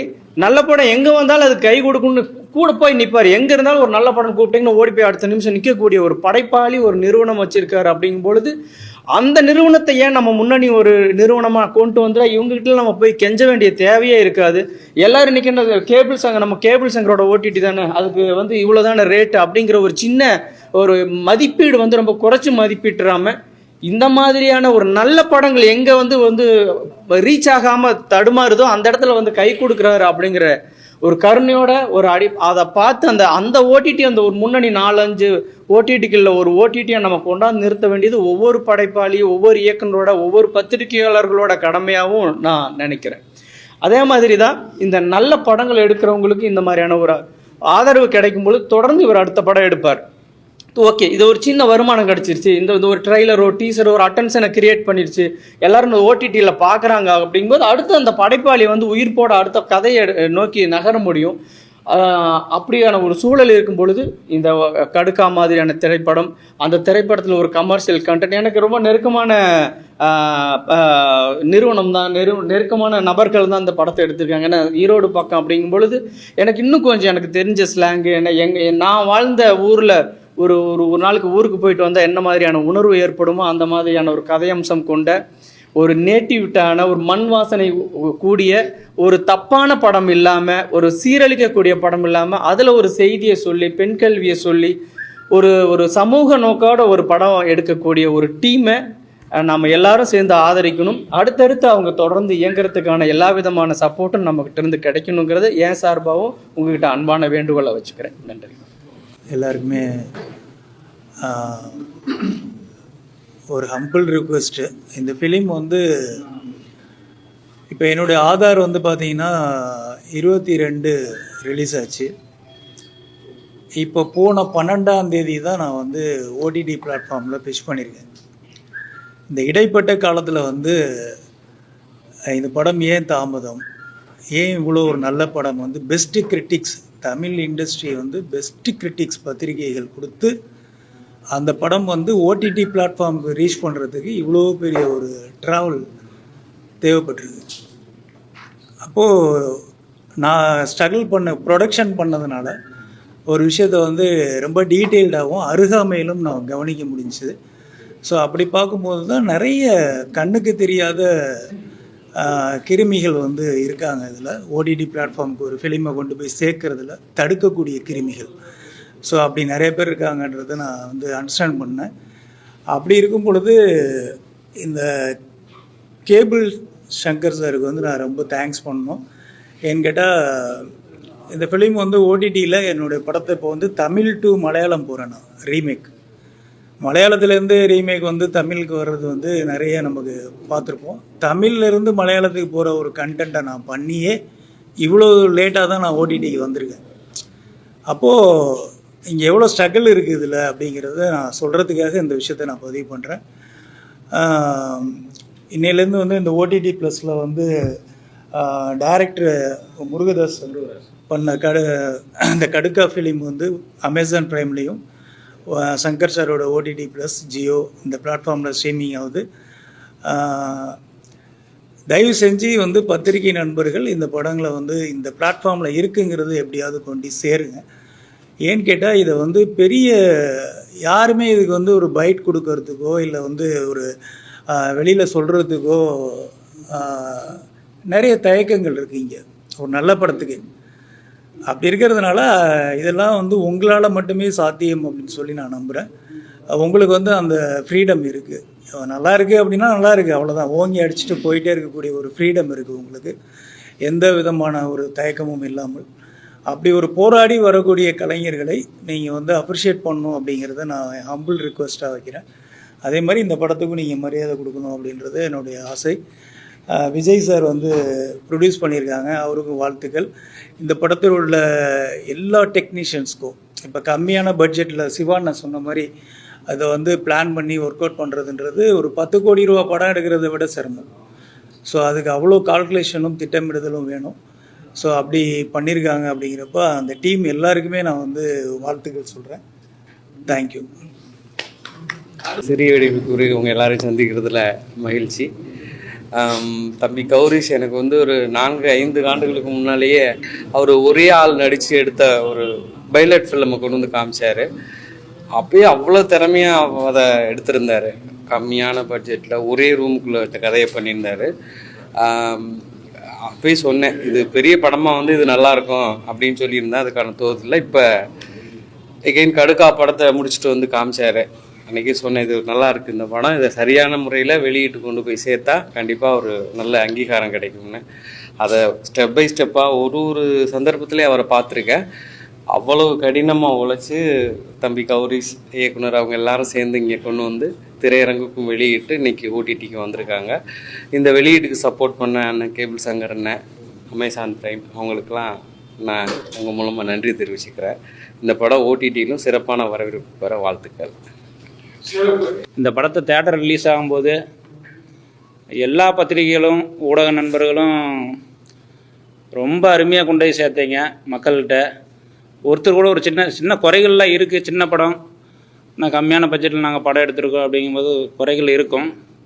ஆனால் அதையெல்லாம் பெருசாக எழுதாமல் இதில் இருக்கிற நிறைகள் மட்டுமே எழுதி ஓரளவுக்கு எங்களை ஊக்குவிச்சதுக்கு ரொம்ப நன்றி உங்களுக்கு. மேற்கொண்டு இப்போ ஓடிடி ப்ளஸ்ஸு அமேசான் பிரைம் வீடியோவில் வர்றது எல்லாத்தையுமே நீங்கள் தான் மறுபடியும் கொண்டு போய் சேர்க்கணும். எங்களுக்கு ஒத்துழைப்பு கொடுங்க. சின்ன பட்ஜெட்டில் எல்லோரும் நண்பர்கள்லாம் கேட்டாங்க, எப்படி சின்ன பட்ஜெட்டில் இவ்வளோ கம்மியாக எடுத்தேன்னு.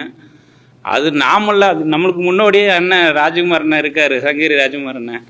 அவரை பார்த்தா நாமெல்லாம் இது பண்ணோம். ஏன்னா சின்ன பட்ஜெட்டில் எடுக்க முடியும் அப்படிங்கிற நம்பிக்கை அந்த வெங்காயம் படத்தை பார்த்தா நமக்கு ஒரு ஐடியா வந்ததுங்க. அதே பாணியில் தான் நாங்களும் போய் எடுத்திருந்தோம். ஒரு வீடு 2-3 வீடு வாடகைக்கு எடுத்துக்கிட்டு அங்கேயே தங்கி அந்த மாதிரி தான் எடுத்தேங்க. சின்ன சின்ன பிரச்சனைகள், இந்த பெரிய பட்ஜெட்டில் வர பிரச்சனைகள் டைரக்டருக்கே தெரியாது, என்ன நடக்குதுன்னே தெரியாது. அவர் பாட்டுக்கு ஸ்மூத்தாக டைரக்ட் பண்ணிகிட்டு இருப்பார். அங்கே மேனேஜர்ஸ் அவங்கெல்லாம் பார்த்துக்குவாங்க. இங்கே எல்லாமே நம்ம தான். அப்படிங்கும்போது எல்லா பிரச்சனையும் நேராக நம்மகிட்ட தான் வரும். ஒரு சின்ன சாப்பாடு லேட்டாகனா கூட நேராக நம்மகிட்ட தான் வரும். அதை எல்லாத்தையும் தாண்டிக்கிட்டு மறுபடியும் நம்ம நடித்தவங்க எல்லாருமே ரொம்ப நல்லா ஒத்துழைப்பு கொடுத்தாங்க. ஆதர்ஸ், விஜய் கௌரிஸு, இன்னும் இருக்கிற எல்லா ஆர்டிஸ்ட்லையுமே நல்லா நடிச்சிருந்தாங்க. நமக்கு அதிகமாக வேலை, அவங்க ஆல்ரெடி பவுண்டட் கொடுத்து படிக்க வச்சு அவங்க டைலாக்கெல்லாம் மைண்டில் ஏற்றிக்கிட்டு தான் வந்துருந்தாங்க. அதனால் ரொம்ப நேரம் ஆகாமல் சீக்கிரமாகவே முடிச்சு கொடுத்துருவாங்க. இது ஒரு என்ன சொல்கிறேங்க, ஓடிடி இல்லை ஓடிடியில் ரிலீஸ் பண்ணுற கேபிள் சங்கரன் ரொம்ப நன்றி. வருங்கால இலுமினாட்டி, வளரும் கார்பரேட்டு, ஓடிடி ப்ளஸ் ஓனரு இப்போது சிறப்பு. இன்னொன்று நான் சொல்லிடுறேன், அண்ணன் வந்து நான் என்னன்னு கேட்டிங்கன்னா, அண்ணன்கிட்ட வந்து பவுண்டேடு கொடுத்துட்டேன் படம் எடுக்கிறதுக்கு முன்னாடியே. படிச்சுட்டு இந்த சரவண பவன் ஓட்டிருந்தேன். 1 hour கிட்ட பேசினார். ஆனால் படத்தை பற்றி இவரெல்லாம் கொடுத்த அந்த தைரியம் தான் நம்மளால எடுக்க முடிஞ்சது. நல்லா இருக்குன்னு சொல்லி பாராட்டி தான் பேசினாரு. நம்மளுக்கு புகழ் பிடிக்காம சரி. என் பேர் எஸ்பி பொன் சங்கர், ஃப்ளாக் படத்தோட டைரக்டர். கொஞ்ச நாளுக்கு முன்னாடி ஃபேஸ்புக்கில் ஒரு வீடியோ ரொம்ப ட்ரெண்ட் ஆச்சு. அது என்னென்னா, ஒரு 12th படிக்கிற பொண்ணு எக்ஸாம் எழுத போய் மிஸ் ஆகி பஸ்ஸில் ஏற முடியாமல் கீழே விழுந்து பஸ்ஸும் போயிடுச்சு. அந்த பொண்ணு எக்ஸாம் போக முடியாமல் ரொம்ப அந்த வீடியோ வந்து ரொம்ப ட்ரெண்ட் ஆச்சு. அது யார் பண்ணாங்கன்னா, ஒரு சமூக சேவகர் ஒருத்தர் வந்து என்னுடைய நண்பர், ரொம்ப தெரிஞ்சவர் எனக்கு. அவர் தான் அதை பண்ணியிருந்தார். ஸ்கூட்டி வாங்கி கொடுத்துருந்தார் அந்த பொண்ணுக்கு. 12th எக்ஸாம் மிஸ் பண்ணிட்டாங்களேன்னு சொல்லிட்டு ஸ்கூட்டி வாங்கி கொடுத்தாரு. யார் அப்படின்னு பார்த்தா விஜய் கௌரிஸ். அது வரைக்கும் எனக்கு அவர் வந்து சமூக சேவகராக தான் தெரியும். இந்த மாதிரி தன்னார்வ தொண்டெல்லாம் பண்ணிட்டு இருப்பார். அப்புறம் தான் தெரியும் அவர் ஒரு படம் பண்ணுறாரு அப்படின்னு. படம் பண்ணுறாருன்னா ஹீரோ பண்ணுறாரு. அப்புறம் கூட இன்னொரு நண்பர் ஆதர்ஸ், அவரும் சேர்ந்து பண்ணுறாங்க. சரி, யார் டைரக்டர்னு பார்த்தா அவரும் என்னுடைய நண்பர் தான். ஒரு 15 வருஷமாக முருகதாஸ் அவர். அவங்க படம் பண்ணியிருக்காங்க. அந்த படம் கடுக்கா. அது வந்து அமேசான்லேயும் ஓடிடி ப்ளஸ்லையும் ரிலீஸ் ஆகுது. ஸோ எல்லோரும் பாருங்கள். ரொம்ப தேங்க்ஸ். நான் வந்து போன வருஷம் குடும்பஸ்தான் வந்து கேரளா டிஸ்ட்ரிபியூட் பண்ணேன். அதுக்கப்புறம் ட்ராமான்ற படம் வந்துட்டு கேரளா டிஸ்ட்ரிபியூட் பண்ணேன். அதுக்கப்புறம் ஹால் என்ற மலையாள படத்தை வந்துட்டு தமிழ்நாடு ப்ளஸ் கர்நாடகா டிஸ்ட்ரிபியூட் பண்ணேன். இப்போது வந்து என்னுடைய படம் தயாரிப்பு டியர் டேவில்ன்ற படம், குமரன் அவரை வச்சு டியர் டேவில்ன்ற படத்தை வந்துட்டு முடிச்சாச்சு. கேபிள் சங்கர் சார்லாம் பார்த்துட்டார் படத்தை. ஸோ பிஸ்னஸ் பேசிகிட்டு இருக்கோம். ஸோ இன்னைக்கு சார் ஆக்சுவலாக ப்ரொடியூசருடைய நிலைமை என்ன அப்படின்னு பார்த்தோன்னா, நான் வந்து டிஸ்ட்ரிபியூட்டராக இருந்ததுனால, தேட்டரிக்கல் டிஸ்ட்ரிபியூட்டராக இருந்ததுனால சொல்கிறேன். ஒரு ப்ரொடியூசர் வந்து 100 ரூபா இன்வெஸ்ட் பண்ணுறாரு வச்சுக்கோங்களேன். அந்த 100 ரூபாயில் வந்துட்டு 18 ரூபா ஜிஎஸ்டி, 5 ரூபா வந்து பார்த்தோன்னா உங்களுக்கு என்டர்டெயின்மெண்ட் டேக்ஸ். சரிங்களா? ஸோ 18 + 5 23%. அடுத்து பார்த்தோன்னா இந்த 23 கழிச்சு வர அமௌண்ட்டு வந்துட்டு பார்த்தோன்னா கிராஸ் உங்களுக்கு. அந்த கிராஸில் வந்துட்டு 50% வந்துட்டு தேட்டருக்கு போயிடுது. அந்த 50% தேட்டர் போயிடுச்சு. ஸோ 23 + 50 நீங்கள் போட்டிங்கன்னா எவ்வளோ வருது? 73 வருதுங்களா? அதுக்கப்புறம் பார்த்தோன்னா மிச்சம் இருக்கிற அமௌண்ட்டு தான் வந்துட்டு ப்ரொடியூசருக்கு வருது. ஸோ ஒரு ப்ரொடியூசர் வந்து 100 ரூபா இன்வெஸ்ட் பண்ணுறாருன்னா ஆல்மோஸ்ட் வந்து ஒரு 73-75% வந்துட்டு வெளியில் இருக்கிறவங்க தான் சம்பாதிக்கிறாங்களே தவிர ஒரு 20-25% தான் வந்துட்டு ப்ரொடியூசர் கைக்கு வந்துட்டு இந்த அமௌண்ட் வருது. இன்றைக்கி வந்துட்டு சினிமா வந்துட்டு இந்த நிலைமையில் இருக்குது. ஸோ நான் சொல்ல வேண்டியது என்னென்னா, இப்போ கேபிள் சங்கர் சார் மாதிரிலாம் இவங்களாம் வந்து என்கரேஜ் பண்ணணும். சின்ன படங்களை வந்துட்டு எடுத்து ஓடிடிக்கு கொடுக்கணும். சார் அவருடைய பிளாட்ஃபார்மில் ரிலீஸ் பண்ணாங்கன்னா சின்ன படங்களுக்கு வந்துட்டு ஒரு லைஃப் இருக்கும். சின்ன படங்களுக்கு வந்து இன்றைக்கி தேட்டர்ஸே கிடையாது. இன்றைக்கி தேட்டர்ஸ் வந்து ஆக்சுவலாக நிறைய சின்ன படங்களுக்கு வந்து டிக்கெட் எடுக்க சொல்கிறாங்க. சரிங்களா? இதை விட ஒரு ஒரு மோசமான நிலைமை வந்துட்டு ஒரு ப்ரொடியூசர் கிடையாது. அதாவது ஒரு தியேட்டரில் நீங்கள் படம் ரிலீஸ் பண்ணோன்னா நீங்கள் வந்து டிக்கெட் எடுங்க, நீங்கள் வந்து ஒரு 50 டிக்கெட் எடுக்கிறீங்களா, நீங்கள் வந்து 75 டிக்கெட் எடுக்கிறீங்களான்னு சொல்கிறாங்க. பல படங்கள் வந்துட்டு அந்த மாதிரி டிக்கெட் எடுத்து தான் வந்து பார்த்தோன்னா ஒரு 3 நாள் வந்துட்டு ரிலீஸ் பண்ண வேண்டிய நிலைமையாக இருக்குது இன்னைக்கு சின்ன படங்களுக்கு. ஸோ இதுக்கு சொல்யூஷன் என்ன அப்படின்னு பார்த்தோன்னா, நம்ம ப்ரொடியூசர் கவுன்சில் சரி, டிஸ்ட்ரிபியூஷன் அசோசியேஷன் சரி, அதுக்கப்புறம் பார்த்தோன்னா தியேட்டர் ஓனர் அசோசியேஷனு, தென் இவங்கெல்லாம் சேர்ந்து வந்து உட்காந்து இது டிஸ்கஸ் பண்ணி சின்ன படங்களுக்கு ஏதாவது பண்ணாதான் லைஃப். ஏன்னா போன வருஷம் 285 ஃபிலிம்ஸ் ரிலீஸ்டு. இதில் வந்து 250 படத்துக்கு வந்துட்டு கியூப் காசு கூட வரல ரிட்டர்ன். இதான் ரியாலிட்டி. நான் உங்களுக்கு டேட்டாவோட சொல்கிறேன். 250 படத்துக்கு கியூப் காசு கூட வரல. ஸோ மிச்சம் இருக்கிற ஒரு 35 படம் தான் பார்த்தா அப்படி இப்படின்னு தேறி ஒரு பணத்தை எடுத்திருக்காங்க. கௌரிஷை பற்றி சொல்லணும்னா, எனக்கு 4 இயர்ஸ் பேக்கே காட்டினார், படத்தை காட்டினார், இதோடைய படத்துடைய பைலட்லாம் காட்டினார். ஸோ எனக்கு ஒரு 4 வருஷமும் பழக்கம் அவர். கௌரிஷ் அவருடைய பேக்ட்ராப் என்னன்னா சினிமா பேக்ட்ராப் கிடையாது, ஒரு பெரிய பேக்ட்ராப் கிடையாது. ஒரு சாதாரணமான ஒரு மிடில் கிளாஸ்லேருந்து வந்து ஒரு பேஷனை நோக்கி ஒரு படத்தை நல்லா பண்ணணும்னு சொல்லி ஒரு படத்தை எடுத்து ரிலீஸ் பண்ணியிருக்காரு. இந்த படத்தை ரிலீஸ் பண்ணி இன்னைக்கு ஓடிடியில் ரிலீஸ் பண்ணுறாருன்றது வந்துட்டு இது வந்துட்டு ஒரு சாதாரண ஒரு மிடில் கிளாஸுடைய சக்ஸஸ் இது. சரிங்களா? நீங்கள் இப்போ நான்லாம் வந்து டைரக்ஷன் டிபார்ட்மெண்ட், நான்லாம் ஹரி சாரோட அசோசியேட்டாக இருந்திருக்கேன், கதீர் சாரோட அசோசியேட்டாக இருந்திருக்கேன். இப்போ கடைசியில் பார்த்தோன்னா இந்த பேச்சுலர் படம்லாம் ஒர்க் பண்ணியிருக்கேன். ஸோ பேசிக்கலி நான் டைரக்ஷன் டிபார்ட்மெண்ட்லேருந்து டிஸ்ட்ரிபியூஷன் போய் ப்ரொடக்ஷனுக்கு வந்திருக்கேன். ஸோ நான் வந்து ரிவர்ஸாக வந்து வரதில்ல. ஸோ அதனால் எனக்கு இதில் நடக்கிற விஷயங்கள் எல்லாமே தெரியும். அதை வச்சு சொல்கிறேன். ஸோ கௌரிஷ் மாதிரி ஆட்கள் இவங்கெல்லாம் வந்துட்டு ப்ரொடியூசர் வந்தால் தான் பலருக்கு வந்து வாய்ப்பு கிடைக்கும். பல 24 கிராஃப்டில் இருக்கிறவங்களுக்கும் பார்த்தோன்னா ஒரு ஜாப் இருக்குது. இப்போ போன வருஷம் 285 படங்களில் வந்துட்டு 250 ப்ரொடியூசர் காணும், இந்த வருஷம் காணும், புரியுதுங்களா? ஆனால் இந்த வருஷமும் ஒரு 285 படம் வரும், திரும்ப வரும், அந்த படம் வரும். ஸோ இந்த மாதிரி ப்ரொடியூசர்ஸ்க்கு வந்தாங்கன்னா ஒரு இண்டஸ்ட்ரி வந்து நல்லாயிருக்கும், பாசிட்டிவாக இருக்கும். ஸோ என்னுடைய வாழ்த்துக்களை தெரிவித்து நான் நன்றி தெரிவிச்சுக்கிறேன். தேங்க்யூ. ப்ரொமோஷன் எதுவுமே வர முடியல ஃபாரினில் இருந்ததுனால. இந்த கடுக்கா படம் வந்து எனக்கு ரொம்ப ஸ்பெஷல். எனக்கு வந்து என்னதான் 2-3 படம் நடிச்சிருந்தாலுமே இந்த படம் தான் எனக்கு ஒரு பெரிய ஒரு அங்கீகாரம் கொடுத்தது. கொரோனா டைமில் தான் எனக்கு கௌரிஷும் டைரக்டர் சாரும் வந்து மீட் பண்ணாங்க, பேசினாங்க. சரி சின்ன படம் என்னால் முடிஞ்ச சப்போர்ட் பண்ணலாம் சொல்லிட்டு எங்கிட்ட இருக்கிற யூனிட் எல்லாமே கொஞ்சம் ஸ்பான்சர் பண்ணி இந்த படத்தை ஃபுல்லாக கம்ப்ளீட் பண்ணி முடித்தோம். ரொம்ப கஷ்டப்பட்டு தான் பண்ணோம். அதுக்கான ரிசல்ட் வந்து எனக்கு இப்போ தெரியுது. இந்த படம் வந்ததுக்கப்புறம் எனக்கு 2-3 படம் கிடச்சிது.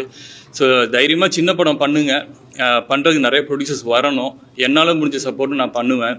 ஸோ இந்த மாதிரி சின்ன சின்ன படங்கள் வந்து நல்லா ரீச் ஆனால் தான் தமிழ் சினிமா நல்லா இருக்கும். ஸோ அதனால் தேங்க்யூ. அண்ட் இந்த படம் ஓடிடியில் வர கேபிள் சங்கர் சாருக்கு ரொம்ப தேங்க்ஸ்.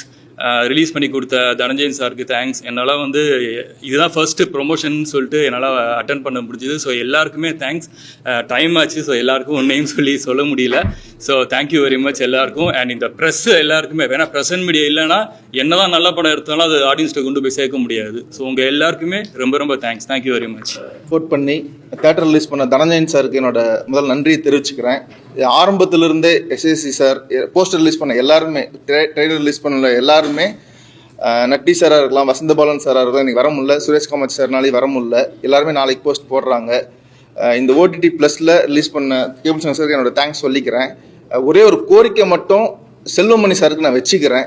ஏன்னா பெப்சி பொறுத்த வரைக்கும் எல்லாருமே ஒரே பேட்டா வச்சுக்கிட்டு சின்ன படங்களுக்கும் அதே பேட்டா தான், பெரிய படங்களுக்கும் அதே பேட்டா தான், கேமரா பேட்டாவோ இல்லை லைட் பேட்டா எதுவும் மாறுறதில்ல. ஆனால் எங்களுக்கு சொல்ல போகிறது மட்டும் சின்ன படம்னு சொல்லிடுறாங்க. அது ஒன்று, நீங்கள் இது கம்மி பண்ணி கொடுத்தீங்கன்னா கூட எங்களுக்கு அது யூஸ்ஃபுல்லாக இருக்கும். அது இல்லாமல் அது சின்ன படம் சொல்லும்போது அது எந்த யூஸ்ஃபுல் இல்லை. அப்போ நாங்கள் அது சின்ன படம்னு சொல்ல முடியாது. அப்போ நீங்கள் எங்களுக்கு எல்லாம் பெரிய படம்னு சொல்லுங்கள். அதுதான் நான் வைக்கிற ஒரே கோரிக்கையே.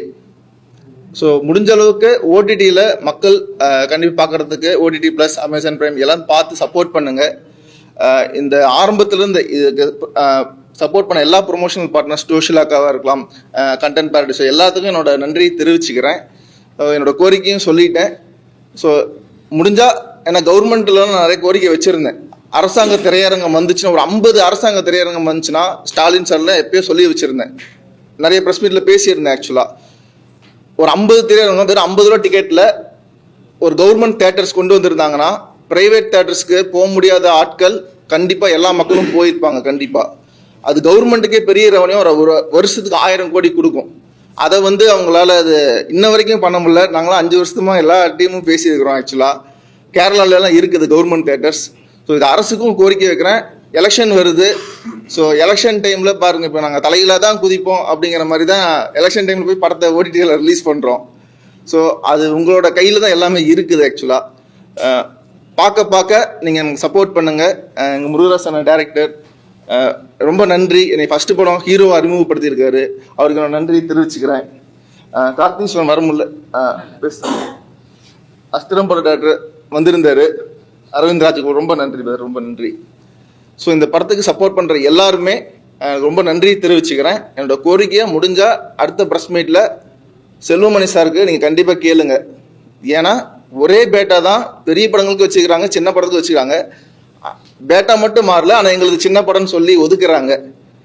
ஸோ அதனால நான் பெருசுனாவே சின்ன படம் பெரிய படம்னு சொல்கிறது நல்ல படமா கெட்ட படமா மக்கள் கடைசியாக முடிவு பண்ணுறது. எத்தனை கோடி பட்ஜெட்டில் எடுத்தாலும் படம் நல்லா இருக்கா நல்லா இல்லையா அவ்வளோதான். அவனுக்கு வந்து டெலிகிராமில் அடுத்த நாள் ரிலீஸ் ஆச்சுன்னா அவனுக்கு ஒரு 700 MB தான். 500 கோடி போட்டு ஜனநாயகன் எடுத்தாலும் அது ஒரு 700 MB தான் அவனுக்கு. ஸோ நீங்கள் சப்போர்ட் பண்ணுறதை பொறுத்து தான் எங்களை மாதிரி புதுசாக வரவங்களுக்கு யூஸ்ஃபுல்லாக இருக்கும். எங்களை பார்த்து அடுத்தடுத்து வரவங்களுக்கும் ஒரு நம்பிக்கையாக இருக்கும். நாங்கள் கடுக்கா படம் ரிலீஸ் பண்ண அப்பயே இந்த பட்ஜெட்டில் படத்தை ரிலீஸ் பண்ணலாமான்லாம் ஒவ்வொரு டீமும் இன்னும் போராடிட்டு இருக்கிறாங்க. ஒவ்வொரு அசிஸ்டன்ட் டைரக்டர்ஸும் ஒவ்வொரு தெருவுலையும் அவங்களுக்கு ஹெல்ப்ஃபுல்லாகவும் இருக்கும், ஒரு முன்னுதாரணமாகவும் இருக்கும், ஒரு நம்பிக்கையாகவும் இருக்கும். ஸோ உங்கள் சப்போர்ட்டை கடுக்கா படத்துக்கு இன்னும் இந்த OTTல கண்டிப்பாக கொடுங்க. மக்கள்கிட்டையும் விரும்பி கேட்டுக்கிறேன். ஸோ ஹெல்ப் பண்ண எல்லாத்துக்குமே ரொம்ப நன்றி. வெயிட் பண்ண எல்லா ப்ரெஸ் பீப்புளுக்கும், ஆனந்தன் ப்ரெஸ் PRO அவருக்கு ரொம்ப நன்றி தெரிவிச்சுக்கிறேன். Thank you so much.